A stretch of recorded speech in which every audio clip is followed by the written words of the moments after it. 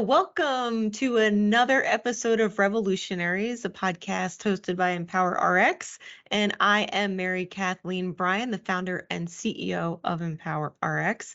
Very excited that you've joined us today and thrilled to have our guest, Troy Guidash, your health insurance guy and our health insurance guy at EmpoweRx. We've been working with Troy for years, and he's been a really great trusted advisor to help you navigate through small business ownership and your health insurance needs. So welcome, Troy. So glad to have you here. Thanks for having me. I appreciate it.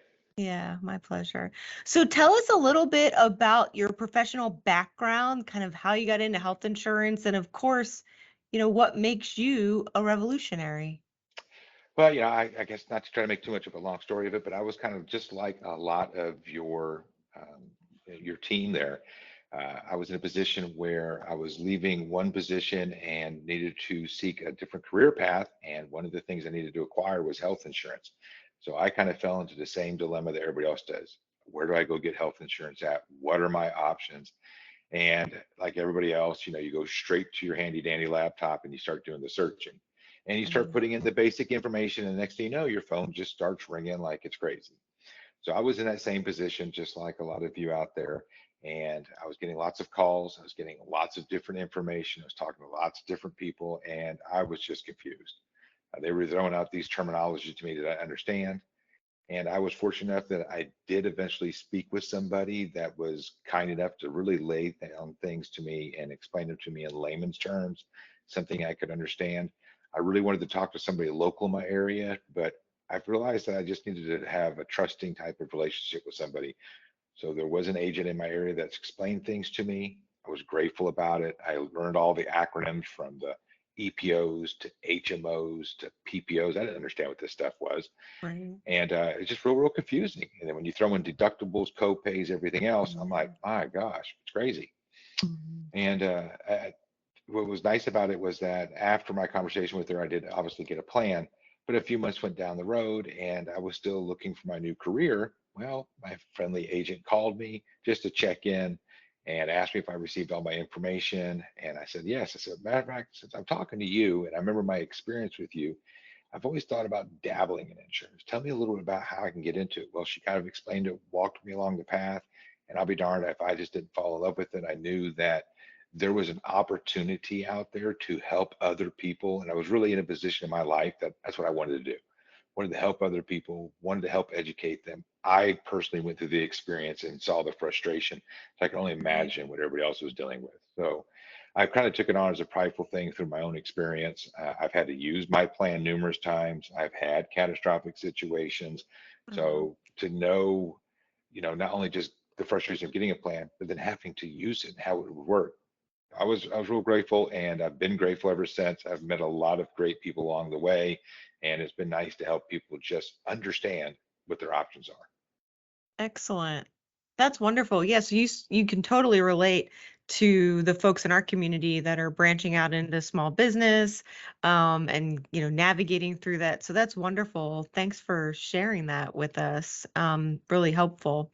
So let's dive into demystifying health insurance a little bit. Like you said, it's very confusing. So often, when you're a W-2 employee, you kind of feel like somebody's there to guide you through it with the HR department and different things like that. So tell us, from your perspective and your expertise, when someone like you experiences starting to look into these things and they've contacted you, what's the best way to get started in understanding what is the best direction for a small business and kind of what are some of the best questions to ask? When you're starting up your own business, you're smaller. You're not part of this huge, large corporation. You're kind of small, just getting started out. So your situation is more individualized, more, as a small business. Mm. And everybody's situation is unique. So you really want to have somebody that's going to visit with you and talk about your particular situation versus where you get the large corporations, they can, arm wrestle a lot with the insurance companies, put policies together. But when you're in a situation when it's just you, well, it's nice to know that we can actually evaluate your needs. What is it that you need? And what are your options? So I typically would always just visit with an individual, kind of like it's a free consultation. It doesn't cost anybody anything. I just want to get to know them, because when it comes to getting health insurance, you want to know which plans work best for you. And that's what's important. I mean, there's just some people have very special needs. Some people have different wants. And to know what your options are, we just start going through them all and then kind of just picking it out. Excellent, excellent.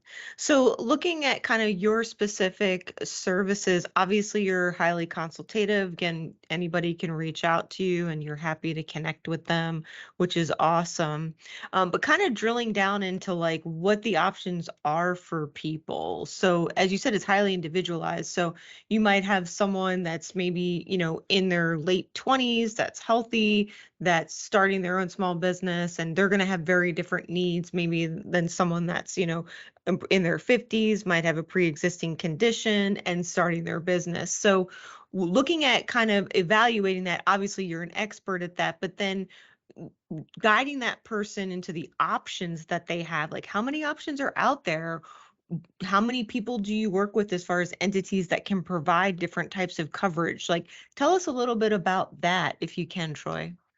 Yeah, so it all comes down to being individualized. What are someone's needs? Whether they have certain pre-existing conditions, which plans are available for them. Mhm. Um, some individuals have very specific medication needs, and it's also Yeah. nice to research all of that information, because every plan has its different tier groups, and we want to do all the work and letting them know, hey, here are your medications, or hey, these plans won't cover medications, or due to certain pre-existing conditions, we need to look at these very specific plans that will cover your pre-existing conditions. And then what's your future looking like? Do you have any type of medical plans down the road? Are you wanting to have any type of surgeries? Are you looking at extending your family? Those Mhm. type of situations, and then breaking Right. all those options down. Now, over the course of the years, I've been able to collaborate with a lot of other health insurance colleagues. So we try to take the overall approach of trying to form more ways of saying yes and helping people and pointing them to as many options as possible. So at the end of the day, they leave our conversation with options that they can consider. And we always want to be in a situation where we're just here to help explain the options to you, guide you through them. Just like a major corporation, you have an HR benefits person, but when you're on your own, you don't have anybody. It's kind of like, what lawyers say, you can't, representing yourself is really not a good idea. Mhm. So it's the same thing when you don't know anything about health insurance. It's really good to have someone just walk you through it. We're not trying to sell you anything. We do have access to lots of plans. I have colleagues that have access to plans. We just want to provide a good service and help explain things to everybody.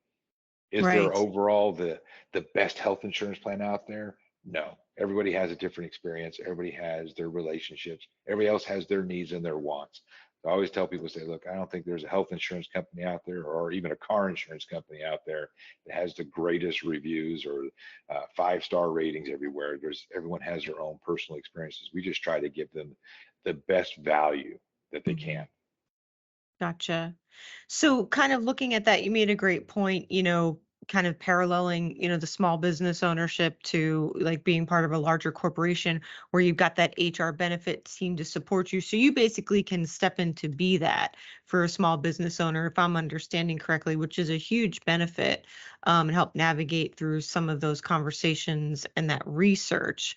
Um, so looking at that piece, and let's say, stepping outside of that large corporate entity and into your own small business and exploring those options, is it, and you mentioned this earlier, so is it there the major difference in kind of like the buying power? So the cost is impacted because you're a small business. Like, does that make sense what I'm trying to get out there? Like just kind of like what those differences are and how that impacts the person choosing.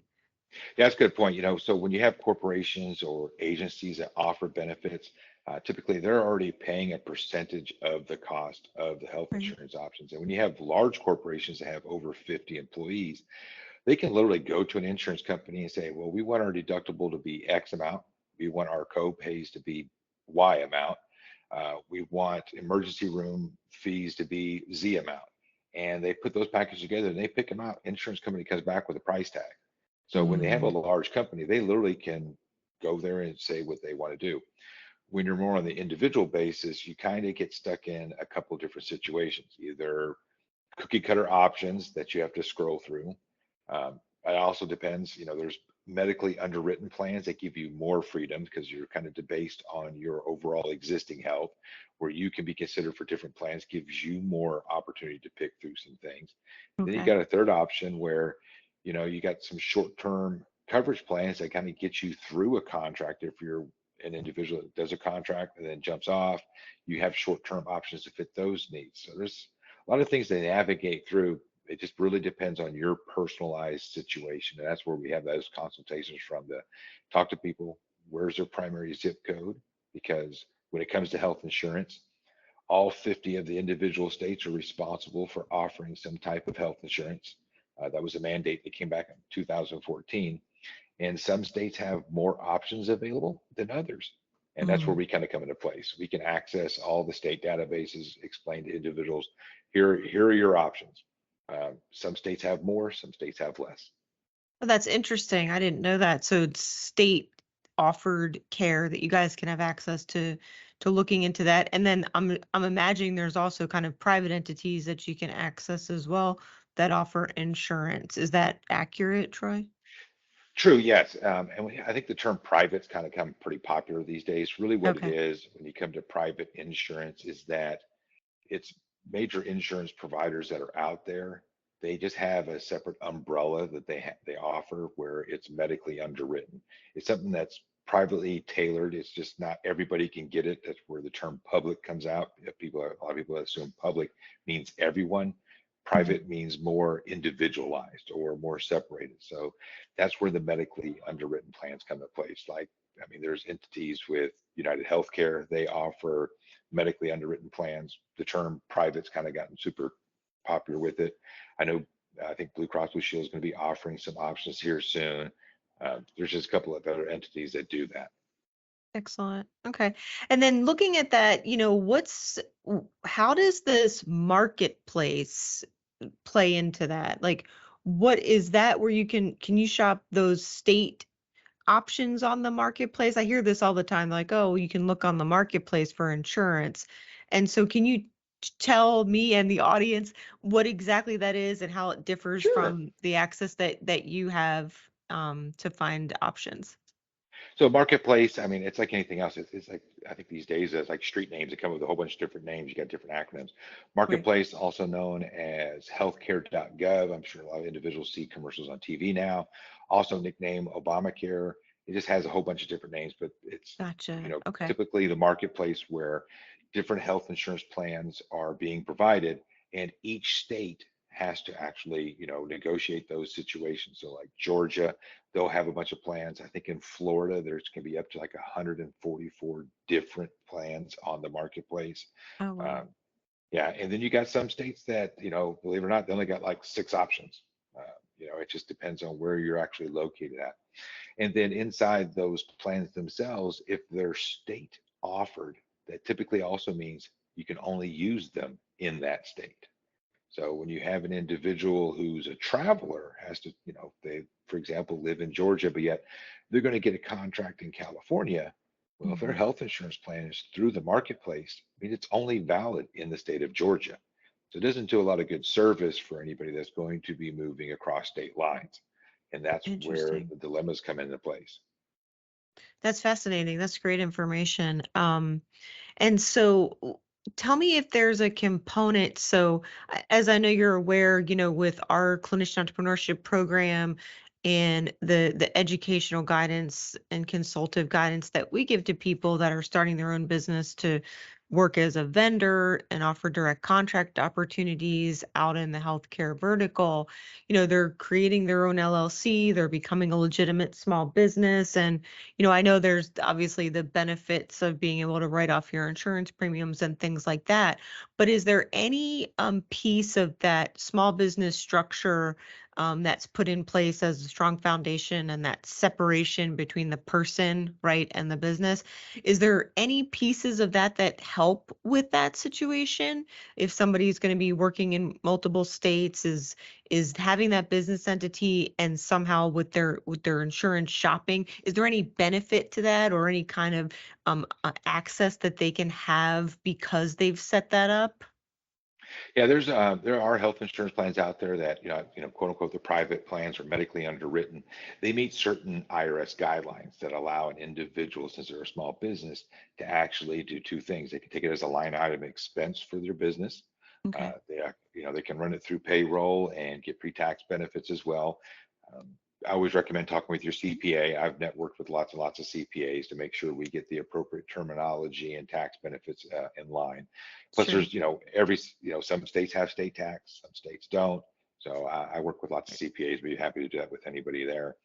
But when you get up like a private plan or a medically underwritten plan, they meet certain guidelines where you can write these things off in your taxes. And when you're traveling and got your own LLC, especially in the beginning, write-offs, write-offs, and write-offs. You need as many Mm, as you can get. yeah, If you're on a state-oriented plan, those plans are already captured and based and premium written based on annual income. So since they already are on income-based situations, you can't turn around and write those off. interesting. Oh, that's really interesting information. Thanks for sharing that. Um, Yeah, the folks that we work with, and I'm sure a lot of folks in this audience that work in, the travel healthcare space, I mean, that's really what they do is they go from state to state. So I think that that's really an important piece of knowledge for them to make sure that while they're traveling and on contracts in different locations, that they can be sure to have the coverage that they need if anything would go wrong, or, for their, preventative stuff or anything like that. I think that some of the questions that we've got from folks within the community, as they're walking through their entrepreneurial journey and making these decisions, is just kind of, what limitations are there? And so that's a really big one that I think is really great for us to talk about on the podcast. So thanks for bringing that up. Um, when you're looking about the process of like utilizing the coverage, so let's say you've had a consultation with someone that's a traveling medical professional, they're starting their own company, they've decided on a plan, and then they're out and about and, God forbid something goes wrong, right? That's what insurance is about. And then what's the process of using insurance that folks invest in through the partnership with you? Is it very different than a traditional insurance through a large corporation and W-2 employment, or is it exactly the same?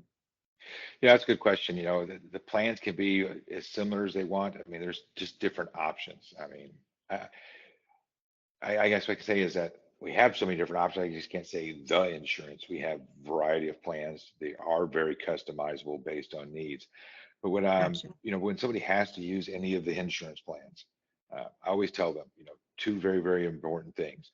One, you're going to save my phone number in your phone, and you're going to put me under tagline health insurance / Troy. I don't want you 2 years from now having an accident, being concerned, worried, and then going, what was that guy's name again? I want you to Oh, easily find me in your phone. Uh, mm, I constantly follow up with a lot of my people too, just checking in with them. Birthdays, I send out birthday cards, try to send out notices to always keep them reminded that who they're dealing with their health insurance. But I always tell them, no, pick up the phone and call. Please, if you have any discomfort, if you have a concern, you get a bill, you get anything, I am here with you. So I think we do a better job than like your typical corporation that has a benefit specialist because all things considered, their concerns are for the business, not right, really for the employees. They're there to protect, the bottom line of the company. Me, who am I trying to protect? The LLC, that right. employee. So in a way, I'm doing the same thing, but my service is more individualized to them. So I'm here to protect them. I want to Yeah, make sure they're taken care of. And one of my little catchphrases I always tell them too, I says, your health is my business. If I don't do a good job of taking care of your health, I'm going to be out of business. It's just that simple. So mm, I need you healthy. I need you, taken care of. If you're sick, I need to make sure you get banded up and taken care of because I don't want you going anywhere. So right, my job is to take care of you. So yeah, I know there are people out there that have worked with similar companies I work with, and they've had some bad experiences, and maybe their plan wasn't built right, or they've worked with agents. And one of the first comments I always ask was like, "Do you remember your person's name that you helped you?" Typically, no. I said, "Have you good tried to point. call them? Do they answer your calls?" I mean, Mm, I'm here, and I always tell people I'll be completely transparent with you. You're not always going to hear what I have to tell you, but I would be straightforward with you because I would want to be the same situation. If I'm sick, things aren't going good, I want to know what's going to be taken care of, what's not. What am I looking at here? Be straight yeah, and honest with me. And it's the same thing with medical professionals. That's one of the things we get along with on both sides of it, is that they have to be straight and honest with their patients that they work with. And I think Yeah. they appreciate someone being straight and honest with them too. Yeah, excellent. I think that's such a good point that, the customer service and the support is really always where it's at, no matter what business you're in, right, Troy? I mean, like, no matter what you do, no matter what entity you're dealing with, it's the people and the service that are supporting that what they're offering to you. Because I have had many times in my life where I've had the big insurance with the big company, and you're calling that 800 number and you can't get an answer from anybody. Mhm. So to know that you can call you, right, and know your name and know that you'll have that support to walk through any challenges that come up, I think that that's a real value that it's hard to put a price tag on, to be totally honest with you, from my opinion. So that's wonderful. So I would say my next question would be really just to default to your expertise of what advice would you give anybody besides obviously giving you a call first, as they start to kind of look for health insurance, or potentially if they're currently have insurance, with a private plan or another company, maybe to reevaluate that. What's some guidance and advice that you would give people in those spaces that are potentially looking at options? Do not get on the internet and Google and start putting your information in the internet. That's probably one of the things I say don't do. You'll Okay. get tons and tons of calls, because what ends up happening is that when you put your information in on the internet, usually what ends up happening is that there's an internet broker, and nowadays with AI, your information is getting targeted to a bunch of other brokers. Your information is being more or less sold to somebody else, and that's why your phone just starts ringing like it's cool. And Mhm. you're going to start getting calls from different types of situations. It's just best to either speak to somebody that's an expert, speak to a consultant, someone that's there just to really walk and talk you through options, who has your best interest in mind. Someone's not trying to corner you one particular direction. uh, Come with some questions. I usually try to always fill in the blank with questions. I'll ask, do you have any questions? Or like, no. I go, well, let me help you out here. Let's come up with some questions. Let's kind of do a little dreamscaping. um, Mhm. so that's just the biggest opportunity. You want to talk to somebody. I have a calendar people can book on. I think we have links that someone can actually join anytime and schedule an appointment, and we can help talk them through their situations. I know during COVID, I was working pretty much 24/7 kind of hours. There was, third shift was always the toughest. So I'd be up at 2 or 3 o'clock in the morning working with one of the nurses that was either, getting ready to go on to an assignment or not. But yeah, definitely Mhm. talk to somebody that can help explain things to you. If they, my whole thing is, if it's a fast talker and they're real slick and they can't answer questions, then you probably don't need to be talking to them. Good point. Very good point. It's just like a doctor would tell me, don't Google a WebMD, right? You want them to come to you and get the real information, because the internet just really kind of can spiral things with misinformation. So I think that's a really great tip. And while you were chatting, and sharing that, I just thought of something that I wanted to ask about really quick was, oftentimes, with employee benefits, you can get like a health savings account. And Mhm. I was curious, do you offer any options or can guide people with that? Because I think that's probably a great benefit for a small business owner. But I was just curious if that's something that you can support. Yeah, unfortunately, in order for some plans to qualify as a health savings account, typically they have to have a real, real high deductible to be Okay. qualified. And then number two, they really can't offer any benefits from the plan until you hit the deductible. Because the idea is that you're submitting so much money into a savings account, you're able to write it off, and some tax advantages. So a lot of people, like, they're just investing, they're trying to save some money, trying to not pay Uncle Sam so much that they can get out of it. There's only a few options to do that. It's going to be larger employer plans or through one of those state oriented population plans. And even with the state plans, a lot of the HSAs are kind of starting to, get smaller options. Gotcha. Um, with a lot of the plans that we work with, if, with small businesses, you already get the huge write off because you can write off your premium. So you're getting the tax benefit just in a different way, if not in a better way. Gotcha. So Oh, that's a HSAs great are point. Yeah, HSAs are typically going to be through your major corporations because the company itself is getting a benefit from the HSA. The employee is getting a little bit as well, but it's because they're that big entity. When you're just by yourself, you're not going to get the power of the big company. Gotcha. And as you pointed out, you're already getting that big write-off anyway. So better off maybe just getting a high yield savings account and putting a little money in it every month and keeping some money set aside that way for any emergencies. That's great. Great information.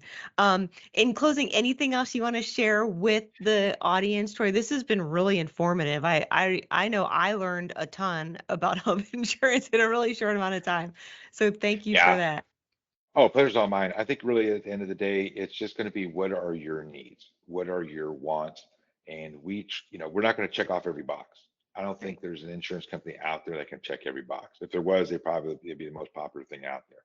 We do everything we can to check the boxes, from preventative care to your routine visits, to traveling, to the tax savings, getting in the right network so you have more of a nationwide provider list, not something that's minimized state level. But our best thing to do is check off as many boxes, clearly explain everything, try to fit your best options. We're not going to come 100%, but we're going to get as close as we can.